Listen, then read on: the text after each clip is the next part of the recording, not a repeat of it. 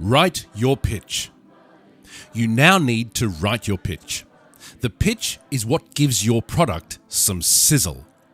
It is also called an elevator pitch because you should be able to get the interest of the person you are talking to in a brief conversation during an elevator trip. If you haven't captured their interest in the first paragraph, you need to ramp up the pitch. Pitching is a skill that comes with practice. You need to use the following tips to help you write a powerful pitch. Step 1. Grab our attention. Why is this going to change the world? Step 2. How does it solve your problem? Step 3. Is your solution local, regional, or global? And who is going to be impacted? Step 4.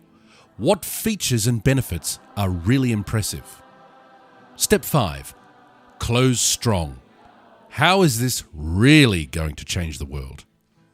Use page 34 of the student workbook or the Jamboard for the pitch.